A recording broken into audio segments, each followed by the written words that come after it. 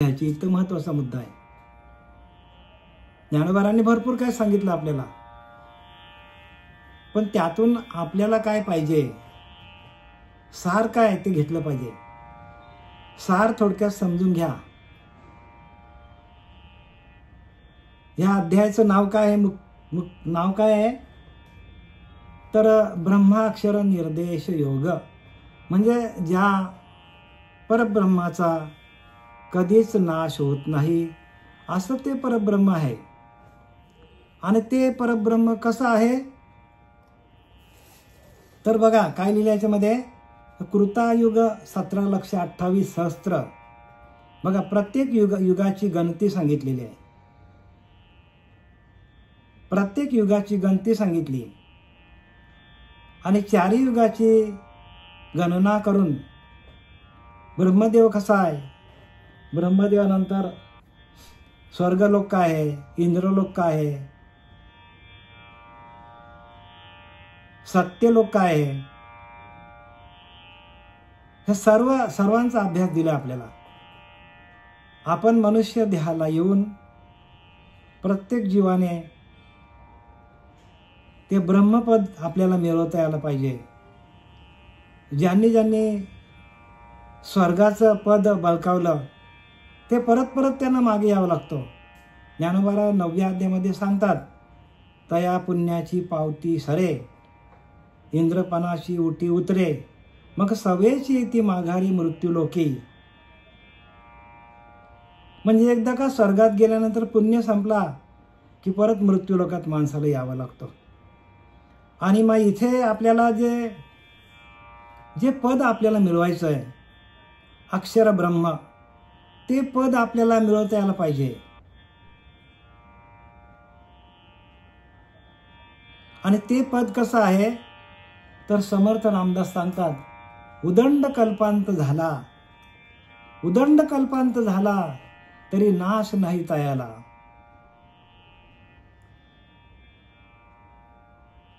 अगदी चारीच्या चारी युगा आली आणि चारी युगांची जरी गणना केली आणि चारी युगा 1000 वेळा आली तरी पण त्या अक्षर ब्रह्माचा नाश होत नाही.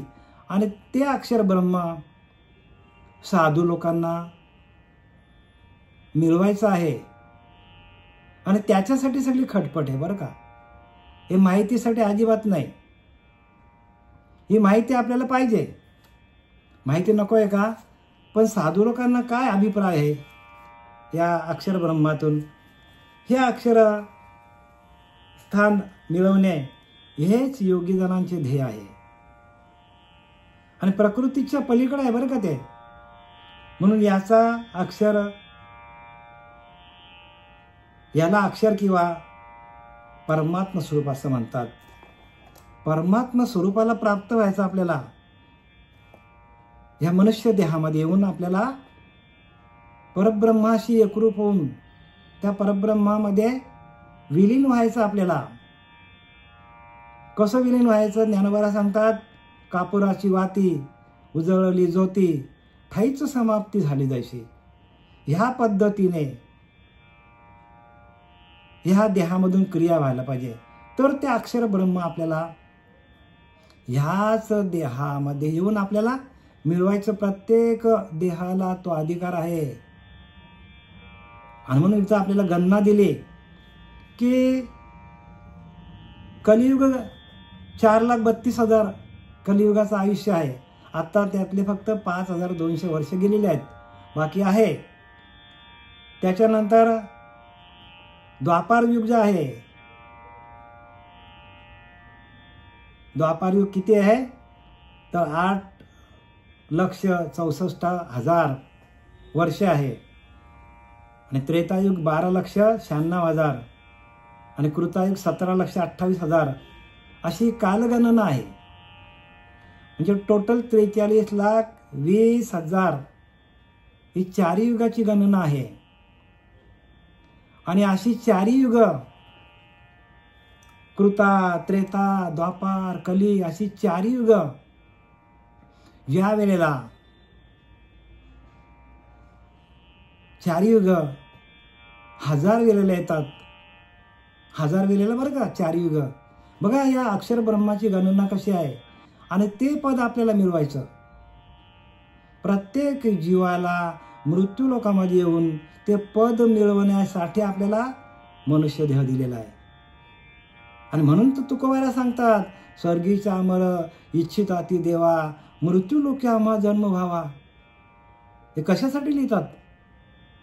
मृत्यू लोकाला जन्माला येऊन ते आपल्याला ब्रह्मपद मिळवता येतो. स्वर्गातले अमर की ज्यांना मरणच नाही, सगळं आहे तिथे, भोगाला सगळं आहे, पण ते पण इच्छा करतात की देवा मृत्यू लोकामध्ये आम्हाला जन्म येऊ द्या. कशासाठी? नारायण नामे होऊ जीवनमुक्त. बघा अनेक पद बलकावली तरी पण आपल्याला मुक्त होता येत नाही.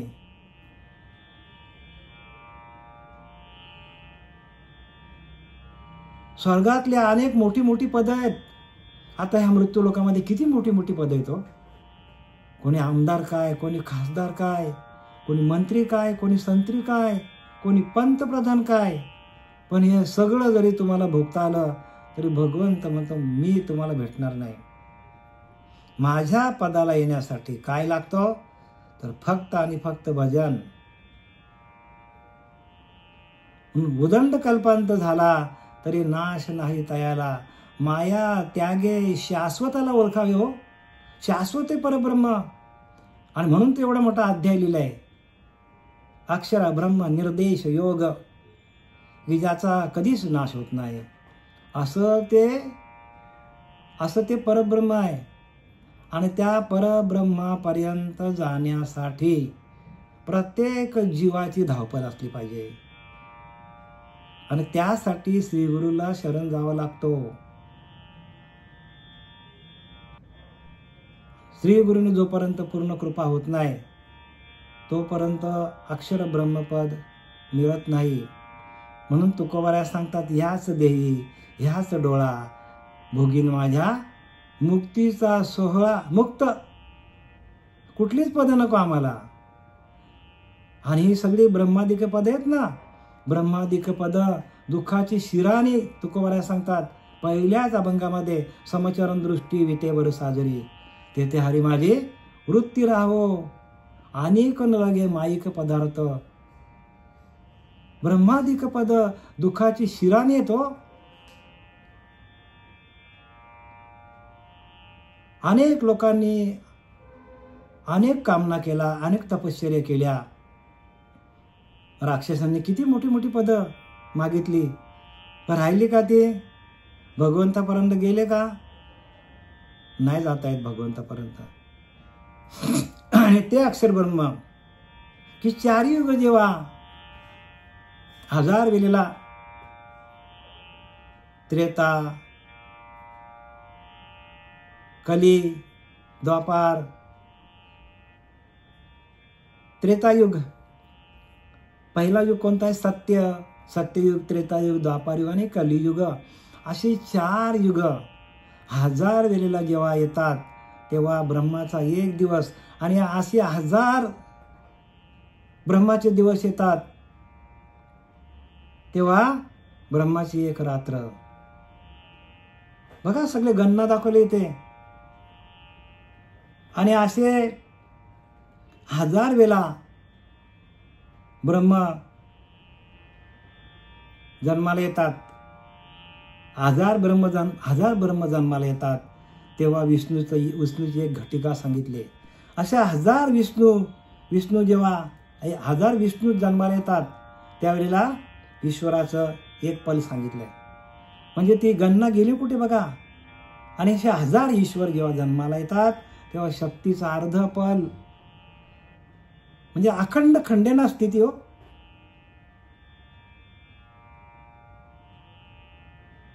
कृतायुग 17,28,000, त्रेतायुग 12,96,000, द्वापार 8,64,000. आता कलियुग आहे का? कलियुग 4,32,000. कलियुग काय सांगितलंय? 4,32,000. म्हणजे जर 4ही बाजूला आपण लक्ष दिलं नाही तर आपली 32शी पडून जाईल. कलियुगाची गणना काय सांगितली? 4 लक्ष, 4 बाजूला लक्ष देऊन चालायला लागेल आपल्याला, नाही तर आपली 32 सहस्त्र 32 पडून जाईल आपली. चतुर्युगे 43 लक्ष 20 सहस्त्र, अशी 4 युग, ही 43 लक्ष 20 सहस्त्र. बरं का? ऐशे चतुर्युग सहस्त्र, तो ब्रह्माचा एक दिवस, ब्रह्माचा एक दिवस. ऐशी ब्रह्मे सहस्त्र देखा, तेव्हा विष्णूचा एक घटिका, विष्णूची एक घटिका सांगितली. ब्रह्म सहस्त्र एवढा जाईल तेव्हा. विष्णू सहस्त्र होता जाय पळ एक ईश्वराचे, असे विष्णू 1000 वेळा होतील, तेव्हा एक ईश्वराचं पल आहे. ईश्वर जाय सहस्त्र वेळा, असे ईश्वर 1000 वेळा जातील, ते शक्तीचे अर्धे पळ. अशी संख्या बोललेली सकल शास्त्रार्थी, अशी संख्या आहे. म्हणजे परब्रह्माची स्थिती कधी ढळत नाही. सांगायचं काय की परब्रह्माची स्थिती कधीच ढळत नाही. आणि म्हणून तर या ब्रह्मांडामध्ये एवढा विस्तार आहे. किती सूर्य, किती तारे, काय असतील कोणाला माहिती आहे. म्हणून अनंत ब्रह्मांडा वरुते, अनंत ब्रह्मांडा खालुते, तेने विनकुटे रीता ठाव नाही. समर्थ रामदास सांगतात. अनंत ब्रह्मांडा खालून तो आहे, अनंत ब्रह्मांडा वरतून पण तो आहे, सगळीकडे तोच भरलेला आहे. पण तो कळण्यासाठी आपल्याला काय करावं लागेल? तर ते परब्रह्म काय आहे की ज्याचा कधीही नाश होत नाही, आणि ते मिळवण्यासाठी काय करायला पाहिजे? तर ते मिळवण्यासाठी आपण संतांना शरण जायला पाहिजे. आणि संताविन प्राप्ती नाही, ऐसे वेद देत अशी ग्वाही. संतांशिवाय ते प्राप्त होणार, म्हणून संतच पाहिजे आपल्याला त्यासाठी. आता आपण 16व्या श्लोकामध्ये काय सांगतात बघूया. अब्रह्म भुवना लोका पुनरावर्तितो नोर्जुन, मामुपेत्य तु कौन्तेय पुनर्जन्म न विद्यते. अब्रह्म भुवना लोकाः आणि पुनरावर्ती नोर्जुन, म्हणजे सांगायचं काय की ह्या ब्रह्मलोकापर्यंत, ब्रह्मलोकासह सर्व लोक पुन्हा पुन्हा आवर्तन पावणारे, पुनरावृत्ती पुनर्जन्म घेणारे, सगळीकडे पुनर्जन्म आहे. पण ज्या पदाला गेल्यानंतर काय, जे पद आपल्या हातात आल्यानंतर कुंती पुत्रा पुन्हा जन्माला यावे लागत नाही. आणि भक्ती कशासाठी करायची की जन्म मरणाचा फेरा चुकवण्यासाठी भक्ती करायची. आपल्याला देवांची पूजा करण्यासाठी आपल्याला देह दिलेला आहे. पण देवांची पूजा करता करता जे पद आपल्याला प्राप्त व्हायला पाहिजे, अक्षर ब्रह्म, ते आपल्याला या मनुष्य देहाला येऊनच प्राप्त करता येतो. आणि म्हणून मनुष्य देह अनमोल रे, मिट्टी में ना घोल रे, अब जो मिला है फिर ना मिलेगा, कभी नहीं कभी नहीं कभी नहीं रे. रे सांगितलंय, परत मिळणार नाही हा देह. मग याच्यासाठी आपण काय करायला पाहिजे? तर काय सांगते, एरी ब्रह्मपणाची ने भडसे, न चुकतीची पुनरावृत्तीची वळसे, परी निवटलियाचे जैसे पोट न दुखे. एरी ब्रह्मपणाची घमेंड असणाऱ्या सुद्धा ब्रह्मदेवाला पुनर्जन्माचे फेरे चुकत नाही. म्हणजे ब्रह्मदेवाला पण परत जन्माला यावं लागतं. काय सांगतात माऊली की समर्थ रामदासांनी चांगलं सांगितलंय. समर्थ रामदास काय सांगतात ऐका, की हरिहर ब्रह्मादिक, हरिहर ब्रह्मादिक, नाश पावती सकळिक, सदा सर्वदा विनाश सद्गुरुपद. काय सांगतात की हरिहर ब्रह्मादिक म्हणजे ब्रह्मा, विष्णू, महेश यांचा देखील नाश होतो. बघा, म्हणजे त्यांना निर्मिणारा जी ब्रह्मतत्व आहे, त्या ब्रह्मतत्वाला प्राप्त करण्यासाठी प्रत्येकाला नरदेह मिळालेला आहे. म्हणून साधू दिसती निराळे ते स्वरूपे मिळाले हो. इथं स्वरूपाचा कोणी विषयच काढत नाही. स्वरूपाचा विषय कोणीच काढत नाही. कारण स्वरूप साक्षात्कार फार महत्वाचा आहे. म्हणून साधू दिसती निराळे परंतु ते स्वरूपे मिळाले. अवघे मिळून एकची झाले. देहातीत वस्तू, देहाच्या पलीकडची वस्तू आहे. ही सगळी पद जी आहेत ना हे देहासाठी आहेत. हे स्वर्गलोक, ब्रह्मलोक हे सगळं कशासाठी आहेत? देहासाठी. देहाच्या पलीकडं असलेलं ते परब्रह्म तत्व आहे. आणि त्या परब्रह्म तत्वाशी एकरूप होणं आणि त्याचं भजन करणं आणि भजनानंदामध्ये जाता जाता माऊलीने लिहिलं इथं की नाही, जड जडा ते विरवतू भ्रुलतामध्ये संचरतू जैसा घंटा नाद लयस्तू घंटेशीच होय का झाकली या घटीचा दिवा नेनी जे काय झाले केव्हा या रीती पांडवा जो देह ठेवी तो केवळ परब्रह्म तया परमपुरुष ऐसे नाम तो माझे निजधाम होऊनी ठाके. हे कशाला लिहिलेत ज्ञानोबांनी? कारण अक्षर ब्रह्म वाचतो आपण. आपण कोणतं ब्रह्म वाचतो? अक्षर की ज्याचा नाश कधी होत नाही. आणि त्या अक्षर ब्रह्मातून आपण प्रत्येकाचा देह हा त्या अक्षर ब्रह्मातून निर्माण झालेला आहे. जेथून हे सर्व प्रगटे जेथे जाऊन आटे ते ज्ञान झाली फिटे भ्रांती अज्ञानाची. बघा किती सोप्या भाषेत सांगितलं रामदासांनी. एकदम सरळ आणि सोप्या भाषेत दासबोध एक नंबर आहे. पण आपल्याला आत्मसाक्षात्कार झाला असेल तर सगळे ग्रंथ सोपे आहेत. साक्षात्कार व्हायला पाहिजे, ब्रह्मसाक्षात्कार व्हायला पाहिजे. आणि ते ब्रह्मसाक्षात्कार होण्यासाठी आपल्याला हा नरदेह मिळालेला आहे. आणि या नरदेहाच्या माध्यमातून आपल्याला अक्षर ब्रह्मापर्यंत जाता येतो. आणि ते मिळवण्याचं कार्य श्री गुरूंना दिलेलं आहे. श्री गुरु नायके पूर्ण कृपा केली.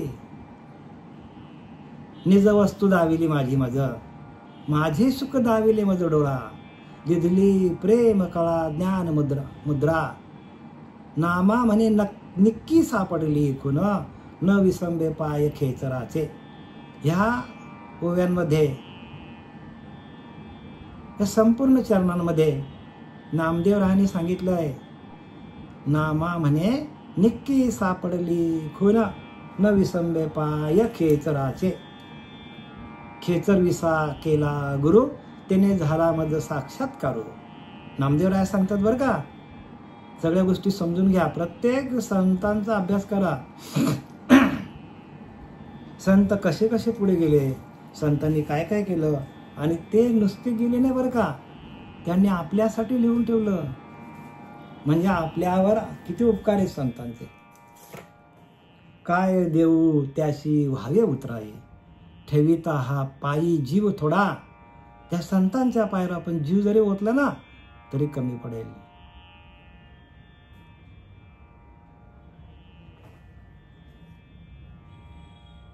एरवी ब्रह्मपणाची घमेंड असणाऱ्या सुद्धा ब्रह्मदेवाला सुद्धा पुनर्जन्माचे फेरे चुकत नाही. बघा, पुनर्जन्म घ्यावा लागतो. परंतु मेलेल्या मनुष्याचे जसे पोट दुखत नाही. एखादा मनुष्य मेला त्याचं पोट दुखाचं बंद होतं की नाही, का पोट दुखणं चालू होतं त्याचं? नाही, एकदा मेला की संपला. तसं एकदा आपण त्या परब्रह्म तत्वाशी एकरूप झाल्यानंतर परत जन्माला येणं नाही. कारण जन्म घेणे लागे वासनेच्या संगे तेच अंगी झाले हरिरूप. तीच हरिरूप, वासनाच हरिरूप होतं. आपली वासना कशी होते? हरिरूप होते. पण कधी जर आपण साधना केली तर साधन निष्ठ असलं पाहिजे. आपण साधन निष्ठ व्हायला पाहिजे. आणि साधन निष्ठ भक्तीच्या युक्ती आहेत आणि युक्तीनं आपल्याला जावं लागेल.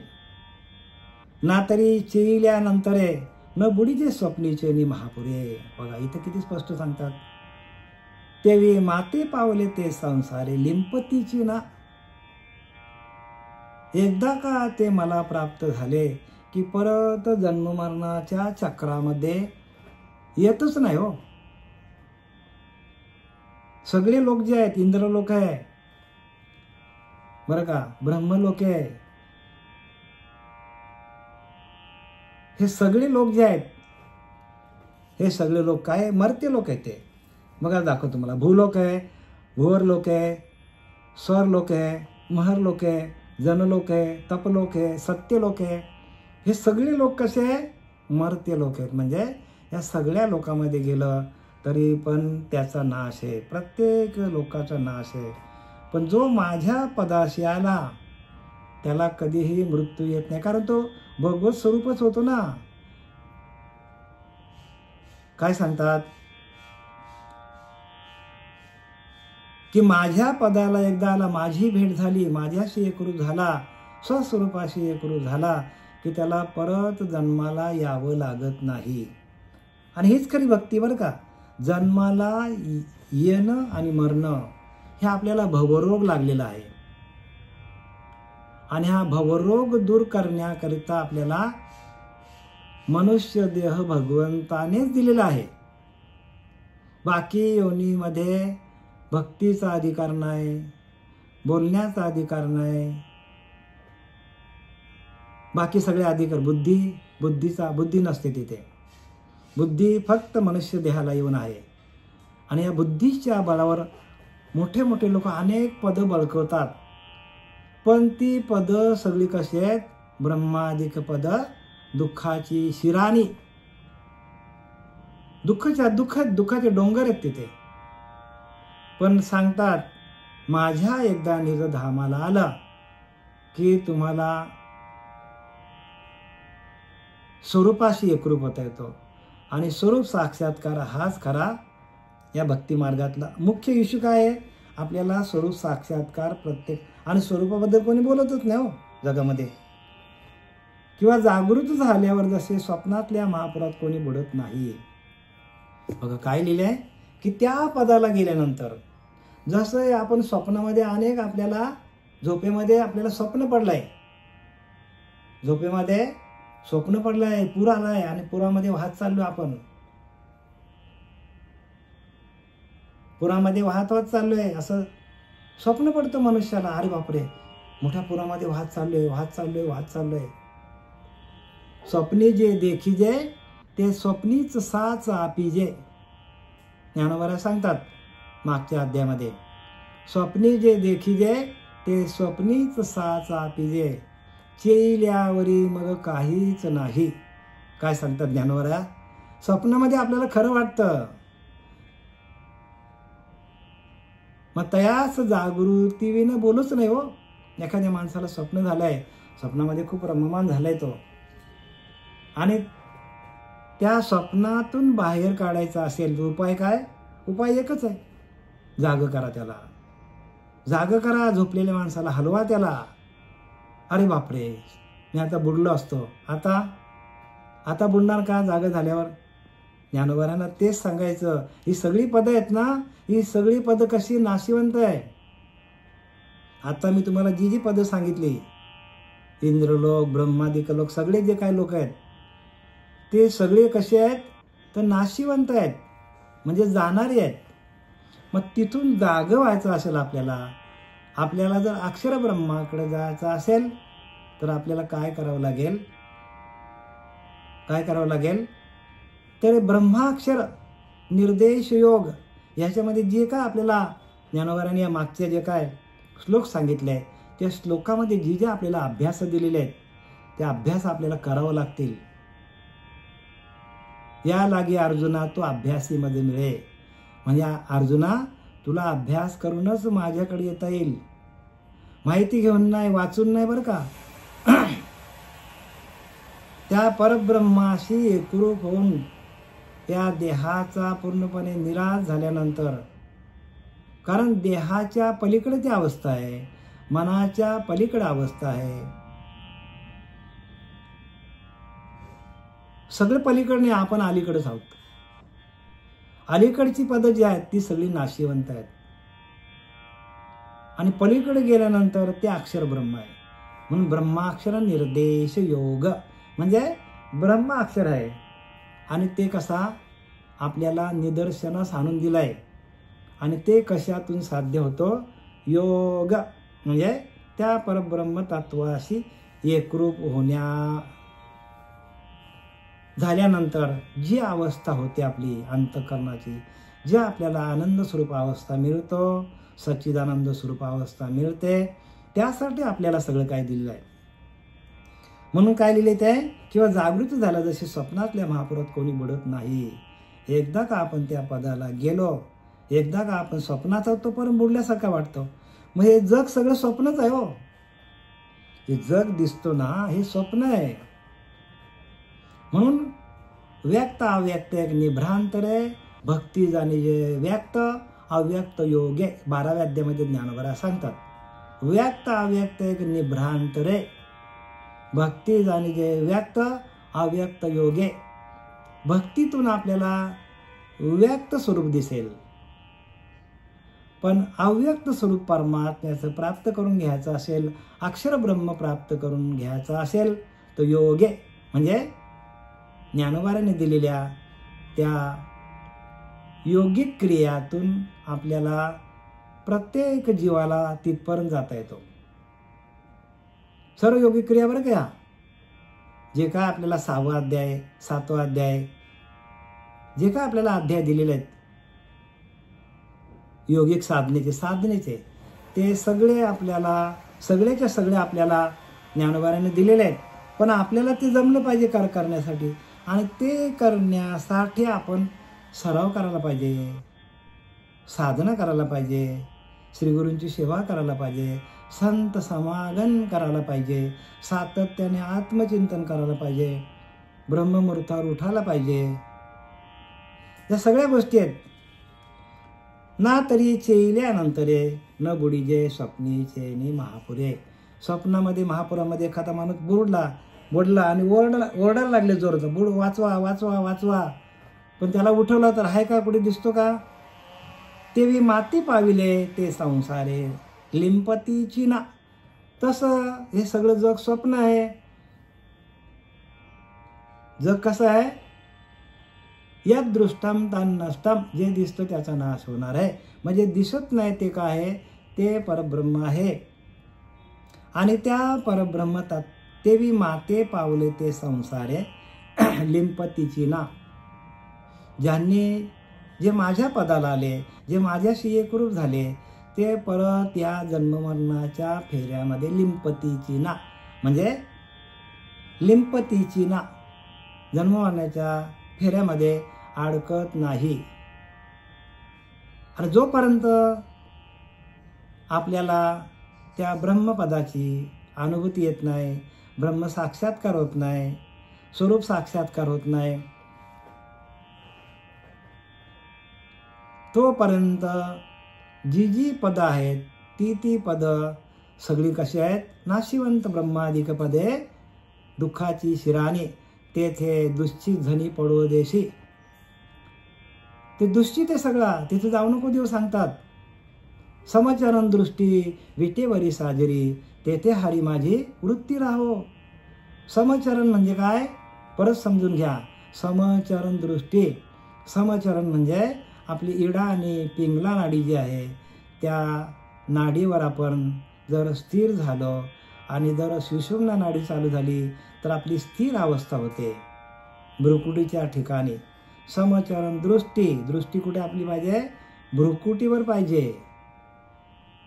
विटेवर साजरी, तिथून आपण जर त्या भ्रुकुटीवर आपली दृष्टी जर स्थिर झाली तर आपल्याकडे विवेक प्राप्त होतो. विवेक म्हणजे चांगलं काय, वाईट काय, सार काय, असार काय, पाप काय, पुण्य काय, खरं काय, खोटं काय, हे सगळं आपल्याला कळायला लागतो. आणि म्हणून परमात्मा विवेकाच्या विटेवर उभ्या आहेत. आणि म्हणून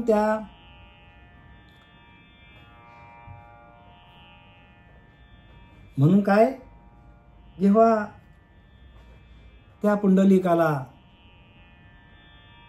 भगवंत भेटायला आले तेव्हा त्याने काय केलं, ती विटी भिरकावली आणि सांगितलं विटेवर उभा राहा. म्हणजे विवेकाच्या विटेवर पांडुरंगाला उभं केलं. का? आधी कसा होता तो? आधी खूप पापी होता ना तो. पण जेव्हा जेव्हा त्याला कुक्कुट स्वामी भेटले, त्यांची प्रज्ञा जागृत झाली आणि मग त्यांनी काय केलं, जे कर्म आपल्या हातातनं वाईट झालं होतं तेच कर्म दुरुस्त करायला घेतलं. आईवडिलांची सेवा करता करता एवढा रंगला त्याच्यामध्ये, कारण विवेक प्राप्त झाला आणि विवेकाची वीट भिरकावली, पाठीमागे वळून पण बघितलं नाही आणि भगवंताला उभं केलं. बघा, असा आपल्याकडे विवेक जागृत व्हायला पाहिजे, प्रत्येकाचं विवेक. आणि त्या विवेकातून आपल्याला काय होतं, प्रत्येकाला ज्ञान प्राप्त होतं विवेकातून. त्याचप्रमाणे जे माझ्या प्रत पावले ते संसारात कधी लिप्त होत नाही. काय सांगितलंय, जे माझ्याशी एकरूप झाले ते कधीच लिप्त होत नाही. म्हणतो केवल परब्रह्म तया परमपुरुषाचे नाम, तो माझे निजधाम होऊनी ठाके. माझ्या निजधामाला येतो तो. या सगळ्या प्रक्रिया आहेत बरं का. ज्ञानवारांनी ह्या ज्ञानेश्वरीमध्ये सगळ्या योगिक प्रक्रिया आपल्याला दाखवलेल्या आहेत. पण आपली कुंडलिनी जागृत होत नाही, तसा गुरु आपल्या जीवनात येत नाही, तसा साधू आपल्या जीवनात यायला पाहिजे. आणि म्हणून मी काय म्हटलं, साधू दिसती निराळे परंतु ते स्वरूपी मिळाले. म्हणजे आपल्या आत्मस्वरूपाशी एकरूप झालेला, लीन झालेला, निरंतर स्वरूपी राहता, निरंतर स्वरूपामध्ये साधू जर राहिला सातत्याने आत्मचिंतनामध्ये, असा आपल्याला श्री गुरु जर भेटला आणि आपल्याला जर त्या स्वरूपाची ओळख करून दिली, त्या स्वरूपाशी एकरूप करून दिला आपल्याला, तरच तो केवल परब्रह्म, आपणही परब्रह्म होऊ शकतो. तया परमपुरुषाचे नाम, त्याला परमपुरुष असं म्हणतात, की जे परमपद आहे, आदी अनादी कालचं जे परमपद आहे त्या पदाला जाऊन पोचतो आणि तो माझे निजधाम होऊन टाके. तोच माझ्या निजधामाला येतो. स्थिर अवस्था आहे का झाकली या घटीचा दिवा, नेहमी जे काय झाले केव्हा. जसा घटामध्ये दिवा झाकलाय, कधी दिसतो माहीत पडत नाही, तशा पद्धतीनं एखाद्या सिद्ध पुरुषाने, साधूने जर देह ठेवला तर तो माझ्या निजधामाला येतो. आणि तिथे गेल्यानंतर ते अक्षर ब्रह्म आहे. काय आहे? आणि त्या आपल्याला अक्षर ब्रह्म सांगतात बरं का. आणि त्या पदाला जाण्यासाठी प्रत्येक जीवाची खटपट असली पाहिजे. कारण मनुष्य देह आपल्याला मिळालेला आहे, तर आपल्याला सगळ्या गोष्टी जमल्या पाहिजे, सगळ्या गोष्टी बरं का. एरवी जगदाकाराचे सिरे जे स्थिरस्थायी यांचे धुरे, ब्रह्मभुवन गा चौरे लोका चळाचे. एरवी 14 भुवनांचे जे शिखर, जे सप्तचिरंजीवीमध्ये अग्रभागी असणारे व त्रैलोक्यरूप पर्वताचे शिर जे ब्रह्मभुवन. आता इथे काय सांगतात की एरवी जगदाकारांचे सिरे, म्हणजे आता याच्यामध्ये 14 भुवनांचा विस्तार दाखवलेला आहे. आणि जे 7 लोक आहेत, चिरंजीव पद ज्यांनी प्राप्त केलं, त्या चिरंजीव पदाबद्दल इथं लिहिलेलं आहे. कोण आहे? हनुमंत आहे, बळी आहे, परशुराम आहे, विभीषण आहे, वेदव्यास आहे, कृपाचार्य आहे आणि अश्वत्थामा. असे 7 लोकांनी काय केलेलं आहे? चिरंजीव पद मिळवलेलं आहे. आणि आत्ताही ते आहेत बरं का. ते चिरंजीव पद म्हणजे काय? त्यांना आत्ता आपण जरी आपली भक्ती जर श्रेष्ठ झाली आणि आत्ता आपण त्यांना बोलवलं तर आत्ता आपल्यासमोर ते जसेचे तसे उभे राहू शकतात. आणि म्हणून त्यांना चिरंजीव पद म्हटलेलं आहे. आणि त्या चिरंजीव पदाबद्दल आपल्याला आता पुढच्या ओव्यांमध्ये आपल्याला त्याचं विश्लेषण सांगता येईल. झालेली सेवा आपले सच्चिदानंद सद्गुरू पांडुरंग देवकर बाबा, श्रीपाद बाबा, रामदास बाबा, नारायण बाबा, नाना बाबा यांच्या चरणी